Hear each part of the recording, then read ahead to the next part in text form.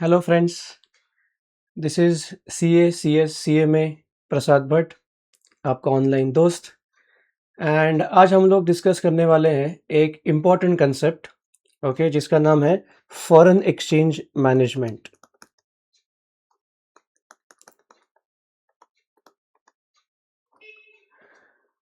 So in the last video, we discussed about the restructuring strategies, we discussed about mergers, amalgamation, acquisition, demerger, etc.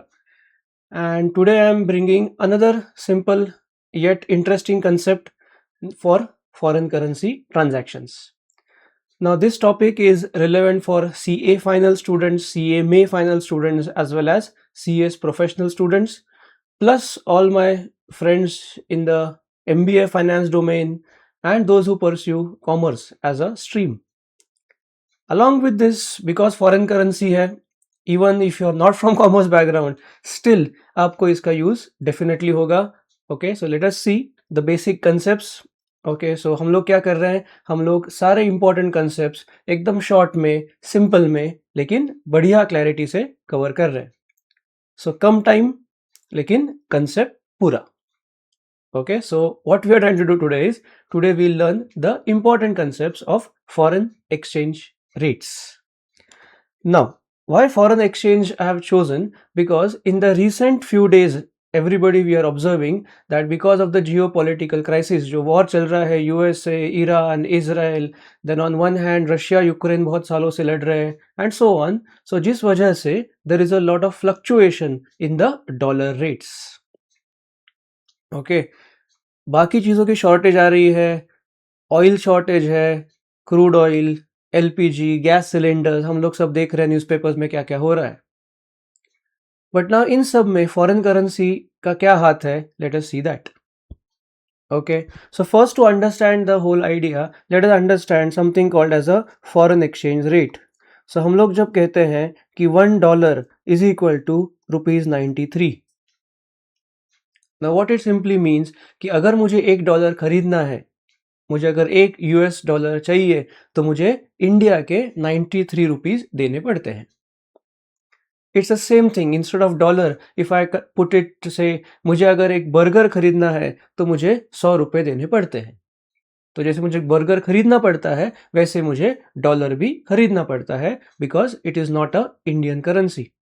I have to purchase the dollar from the authorized dealers, which may be the authorized banks, money changers, etc., who have been authorized, licensed by the RBI. Okay, so if today's rate is, for example, $1 is equal to ₹93. So now tomorrow what will happen? Every day जो हम देख रहे हैं, every day the dollar is fluctuating. So ये जो आज का rate है उसे कहते हैं हम लोग spot rate. But tomorrow what may happen is, okay, now this we are talking of the future, maybe एक दिन बाद, एक हफ्ते बाद, फ्यूचर का. सो ये जो डॉलर है, सेम $1 के लिए इट मे बी 95, और for the same $1 it may be से 91 रुपीज. ठीक है, दोनों पॉसिबिलिटी है, बिकॉज इट जस्ट फ्लक्चुएटिंग. जो डिमांड सप्लाई बोलते हैं ना, demand supply economics, demand is more than supply, the prices rise. Supply is more than demand, the prices fall. So the same thing happens in currencies also.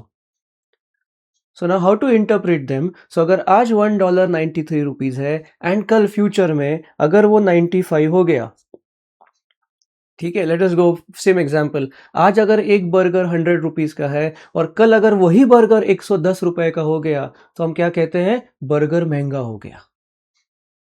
ठीक है, that means if today $1 is 93 and tomorrow same $1 is 95, मतलब मुझे उसी dollar को खरीदने के लिए ज्यादा रुपए देने पड़ रहे हैं. सो इन दिस सिचुएशन हम लोग कहते हैं कि डॉलर हो गया है स्ट्रॉन्ग.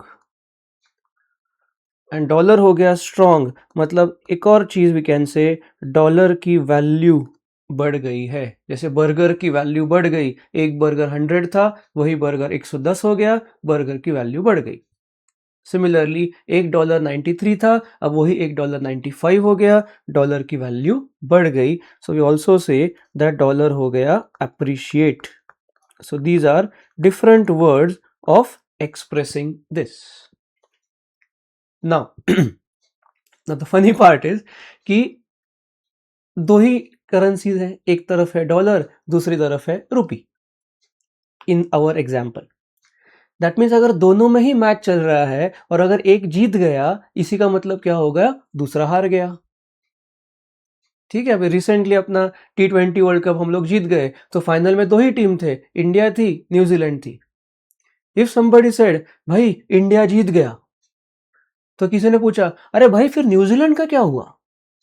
ऑब्वियस आंसर है कि अगर इंडिया जीत गया है मैच तो न्यूजीलैंड हार गया होगा। Common sense. दैट मीन्स अगर दो ही लोग हैं, हमने बोला भाई ये स्ट्रांग है, कंपैरेटिव ये स्ट्रांग है, मतलब दूसरा कौन हो गया, वीक हो गया। That means if you compare, same logic, dollar rupee, अगर जब हम बोल रहे हैं कि डॉलर स्ट्रांग हो गया, दैट मीन्स इसी सिचुएशन में रुपी हो गया है weak, because as I said दोनों के बीच में मैच चल रहा है, एक अगर जीत गया इसी का मतलब दूसरा हार गया।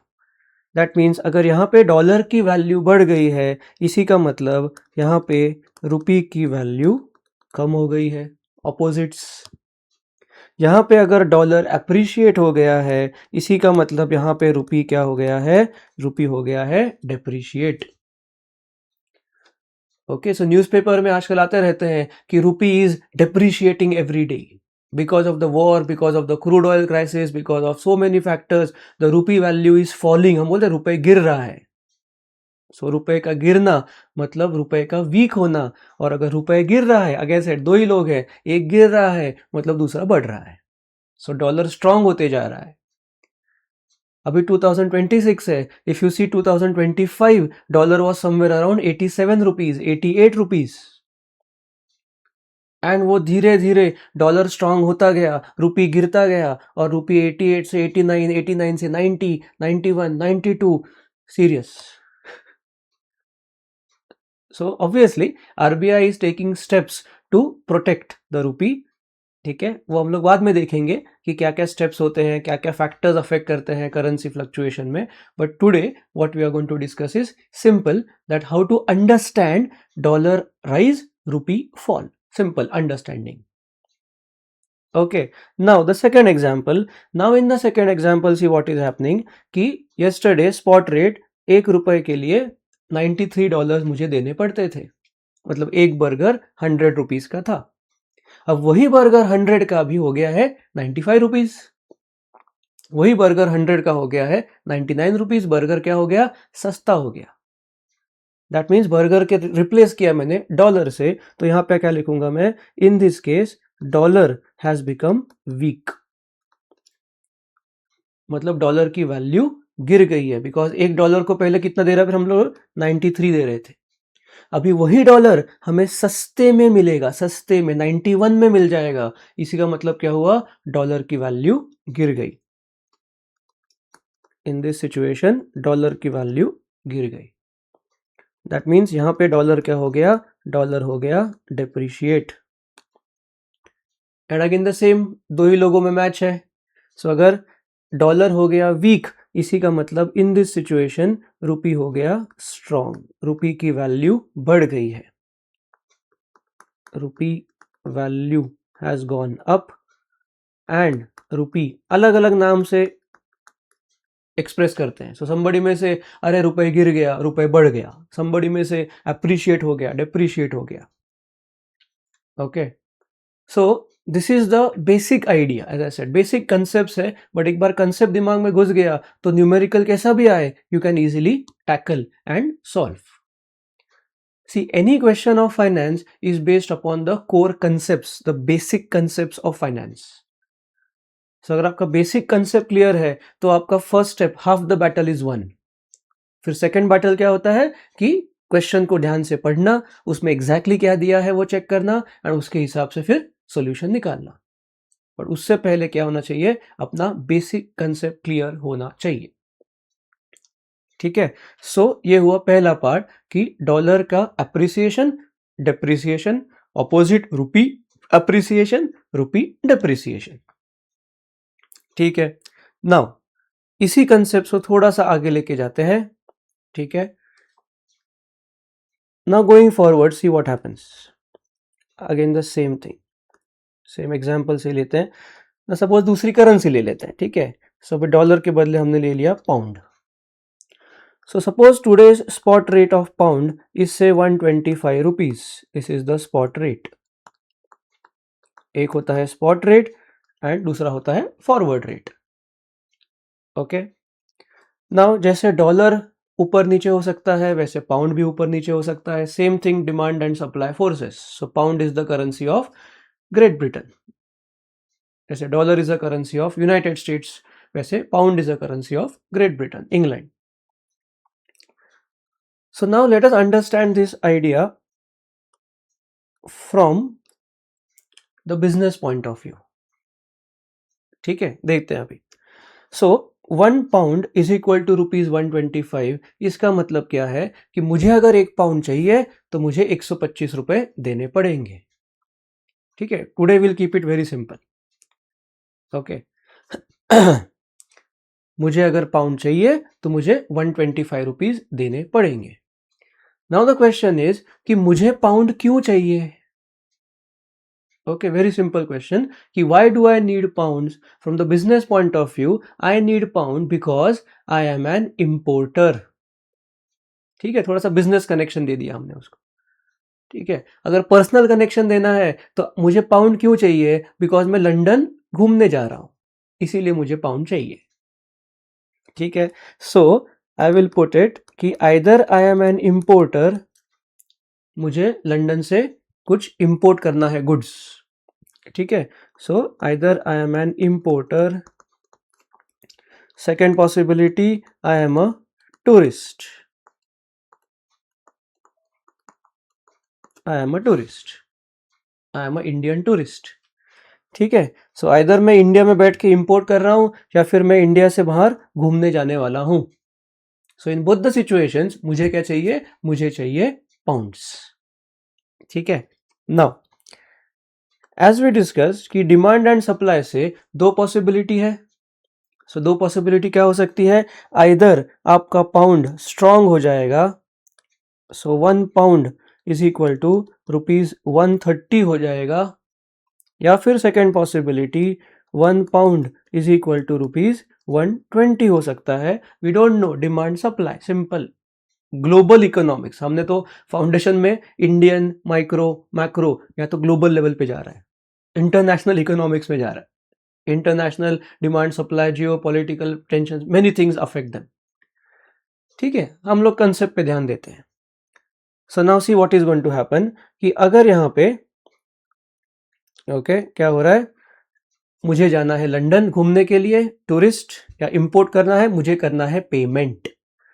सो इस सिचुएशन में डॉलर हो गया 130.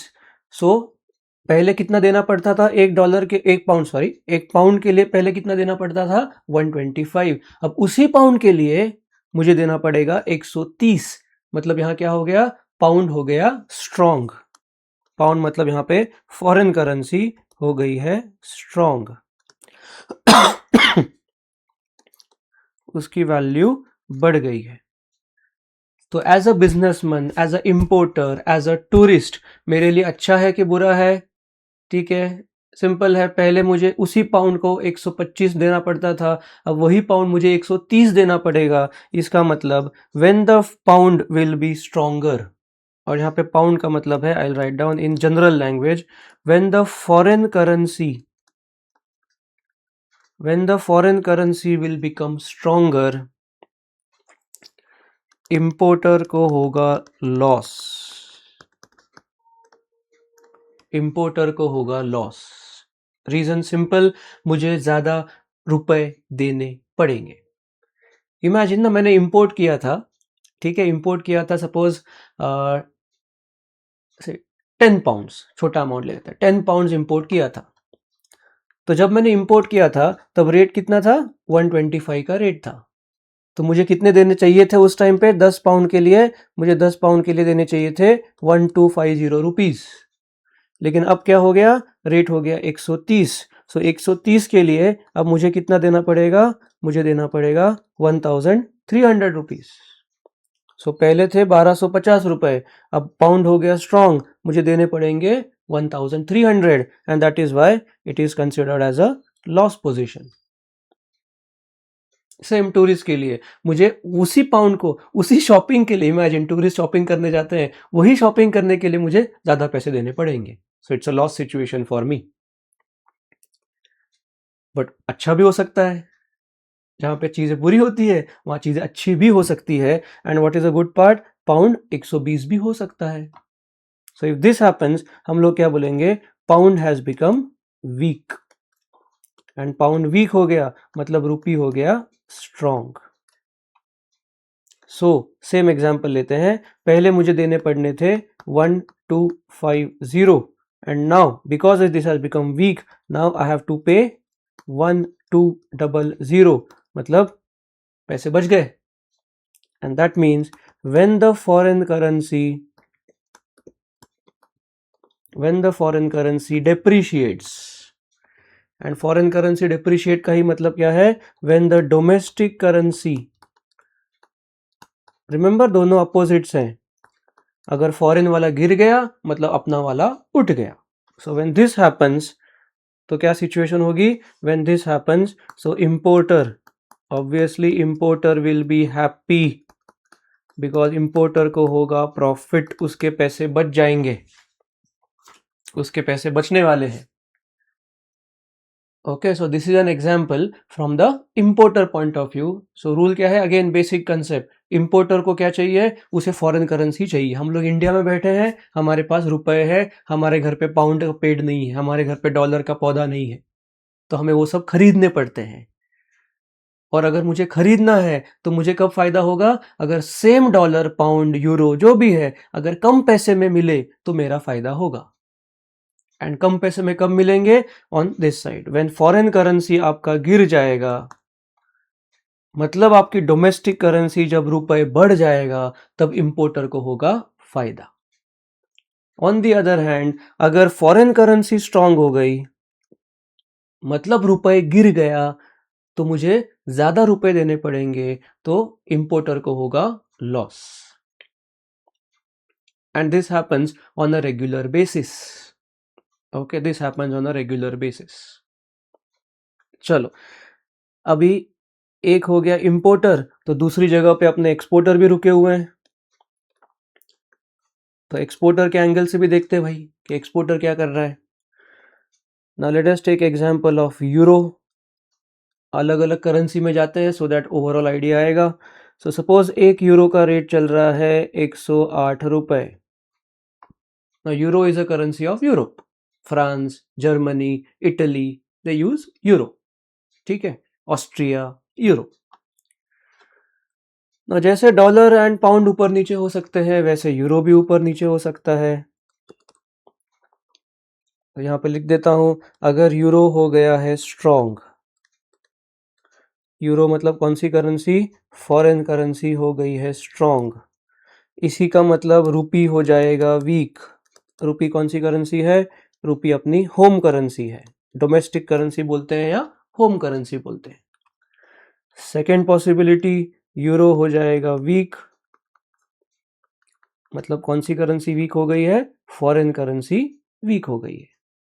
इसी का मतलब रूपी हो जाएगा स्ट्रॉन्ग, कौन सी करेंसी स्ट्रॉन्ग हो गई है, होम करेंसी स्ट्रॉन्ग हो गई है, ठीक है। लेकिन अभी सोच थोड़ी अलग है। Now we have to think from the exporter point of view. हमें सोचना है कि एक्सपोर्टर क्या करता है। एक्सपोर्टर क्या करता है, एक्सपोर्टर क्या करता है, यहां से सामान बेचता है इन यूरोप, और उसका जो बिल है ना, बिल, इनवॉइस, वो इनवॉइस होता है यूरो करेंसी में, ठीक है। तो उसे वहां से रुपए नहीं मिलने वाले, उसे वहां से आएगा यूरो करेंसी आएगी, उसके बैंक अकाउंट में उसको जो चेक आएगा, ऑनलाइन पेमेंट आएगा, वो यूरो करेंसी में आएगा। और वो यूरो करेंसी लेके चाय पीने तो जा नहीं सकता, अगर एक चौक में गया बोला भैया चाय दे दो, ये लो 1 यूरो, नहीं। So what he has to do is he has to first convert those euro into rupees, ठीक है, उसे पहले कन्वर्ट करना पड़ेगा रुपीस में, एंड कन्वर्ट करेगा जो उस दिन का रेट होगा उसमें कन्वर्ट करेगा। ठीक है, सो लेट अस सी नाउ कि इफ 1 यूरो पहले कितना था 108, अभी हो गया है यूरो स्ट्रॉन्ग, तो यूरो अगर स्ट्रॉन्ग हो गया तो आपने ऑलरेडी आंसर निकाल भी लिया होगा, आई नो दैट, सो ये हो जाएगा 110 if euro becomes strong. Now exporter के एंगल से सोचिए कि पहले उसे कितने मिलने वाले थे, उसे पैसे मिलते हैं, प्लीज रिमेंबर, एक्सपोर्टर बेचता है उसे पैसे मिलते हैं, इंपोर्टर खरीदता है उसे पैसे देने होते हैं, ठीक है। सो एक्सपोर्टर को पहले मिलने वाले थे 108 रुपए, एंड फॉरेन करेंसी हो गई है स्ट्रॉन्ग, रुपए गिर गया है, मतलब 108 के बदले उसे कितना मिलेगा, अभी उसे मिलेगा 110, मतलब this is a gain situation, this is a profit situation for the exporter. So exporter चाहता है कि भाई रुपी वीक हो जाए। यार एक इंपोर्टर एक जगह अपोजिट है, इंपोर्टर प्रे करता है भैया रुपी स्ट्रांग हो जाए, और एक्सपोर्टर प्रे करता है कि रुपी गिर जाए। See they are opposites of each other, simple है। जैसे हम लोग प्रे करते हैं इंस्टीट्यूट पेपर आसान आ जाए, और इंस्टीट्यूट प्रे करता है बच्चे अच्छे से पढ़ के आए। करेक्ट, ऑपोजिट से सब लोग।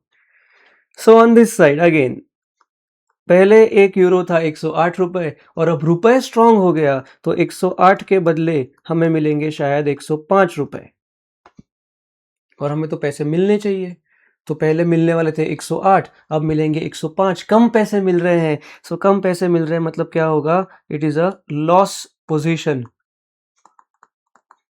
It is a loss position for the exporter. Okay, सब अपोजिट्स है, इंपोर्टर अपोजिट है एक्सपोर्टर, रुपी है, डॉलर है, पाउंड है, रुपी, हर करेंसी है, ठीक है। एंड ऐसा जो ये बेसिक कंसेप्ट है ये हर जगह होगा, and we are thinking from the India point of view, ठीक है। सो आई होप ये concepts are clear. I just quickly revise, exchange rate is a rate between two currencies. On one hand there is a foreign currency, on the other hand there is a Indian currency, say dollar, rupee. So if today $1 is say 93, dollar हो गया 95, मतलब dollar महंगा हो गया, मतलब रुपए की value गिर गई।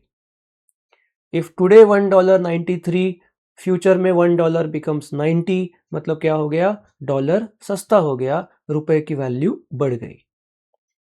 And the same thing will happen for different exchange rates, euro to rupee, pound to rupee, हर एक जगह से हम लोग रुपी ले रहे हैं बिकॉज हम इंडिया के एंगल से सोच रहे हैं, ठीक है। एंड जैसे ये फ्लक्चुएशन होते जाएंगे, इंपोर्टर एक्सपोर्टर को कभी प्रॉफिट होगा, कभी लॉस होगा, कभी खुशी कभी गम, लेकिन बिजनेस सदा करेंगे हम, because this is part of business. Nobody can control the foreign currency rates, but at least we should know कि what will happen if certain situation happens. Later on हम लोग देखेंगे कि अगर से लॉस हो रहा है तो लॉस के अगेंस्ट प्रोटेक्शन कैसे लिया जाए, हेजिंग कैसे करें, फॉरवर्ड कॉन्ट्रैक्ट वगैरह वगैरह, all that we are going to discuss. But today will keep it pretty simple, basic concept that अगर फॉरेन करेंसी स्ट्रांग होती है, ओके, मतलब अगर रुपए गिरता है तो इंपोर्टर को होगा लॉस, एक्सपोर्टर को होगा प्रॉफिट।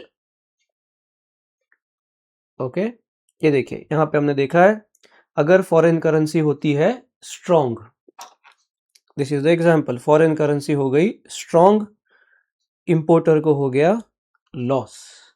बट उसी सिचुएशन में फॉरेन करेंसी स्ट्रांग, एक्सपोर्टर को हो गया profit, they are opposites of each other. दूसरी situation, if foreign currency becomes weak, pound weak हो गया, तो इंपोर्टर हैप्पी, बल्ले बल्ले, बिकॉज उसे कम पैसे देने पड़ेंगे। At the same time exporter दुख में है बिकॉज उसे कम पैसे मिलेंगे। Okay, so this is how the exchange rate changes will affect the importer in a different way and exporter in a different way, ठीक है। I hope you understood the simple concept in a easier manner, and आपके basics अगर clear है तो numerical solve करना इतना मुश्किल नहीं होता है। ठीक है. So this is CSCMA Prasad Bhatt signing off till the next lecture, where we'll discuss some more concepts of foreign currency transactions. ठीक है. Thank you. Okay, and see you soon.